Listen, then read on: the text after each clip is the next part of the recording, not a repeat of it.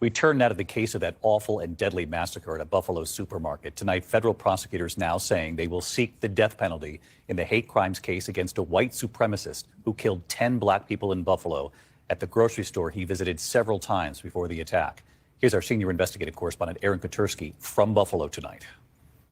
Tonight, the Justice Department is pursuing the death penalty for Peyton Gendron, who carried out a racist massacre at a Buffalo supermarket in 2022. In their decision, federal prosecutors said Gendron picked the Tops Market in East Buffalo on purpose, driving more than 200 miles from home to maximize the number of black victims.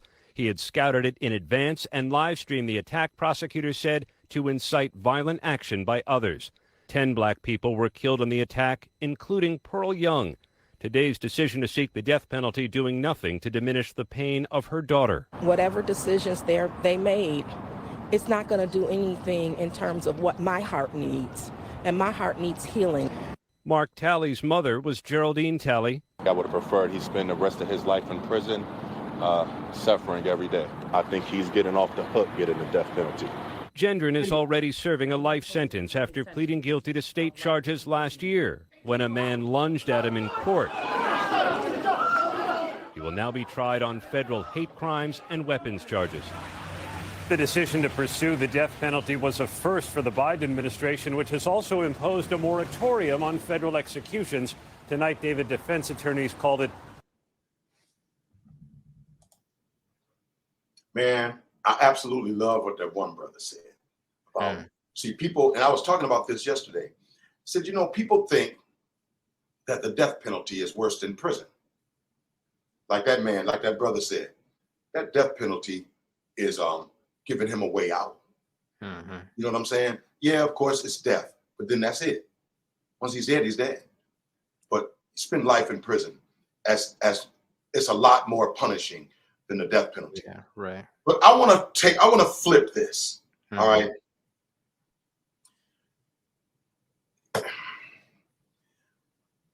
With the exception of all the people that he killed and all their families, God bless y'all. My hearts go out to y'all. I worked with the woman who was the wife of the cop that got killed there. Worked with her for years, 15, 20 years. Kim Salter. And her husband was killed up there. And you can just see her. When you see her, you see the damage it did. I mean, her and her husband, they had a loving marriage. They were very, very close. So when that thing happened, man, you can't even say devastated her. It ruined her as a person. It ruined her. All right. Like I said, with the exception of all those people, there is a shame that we need to face about how we view something like this. Okay, the first thing I want to say about that young man, he was 18 years old. He was inundated by propaganda from adults who are feeding this hate to these young people.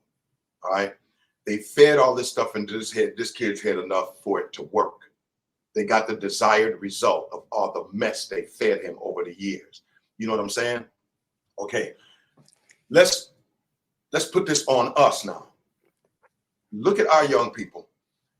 Our young people who are out here and dealing drugs and all the stuff that they were doing, they got that from an older person, just like this young white kid got inundated with this information from an older white person. These older black dudes was giving these drugs and stuff to these young 12 and 13-year-old black kids because he knew they couldn't go to jail for it. So they'd have them sitting on the porch dealing drugs and they would pay them, and when they got old enough, they recruited them as one of their soldiers because this kid now he's making this money. Now he's addicted to the money. Now you put a gun in his hand. And now how many black people died at the hands of our young black men behind just the drug game? All right, a drug game that was that had permeated the minds of our young people through some adult black male. Just like that white kid was inundated with this hate by an adult white male and taught to go and kill blacks. Our young black people were taught to deal these drugs by an older black person who then also gave him a gun and told him, shoot anybody who did such and such. You understand what I'm saying? And see, this is why I do understand the cry for the death penalty by the people who was affected by what he did. But I got so mad about the fact that they had all these things going on after this shooting happened. You couldn't get down Jefferson.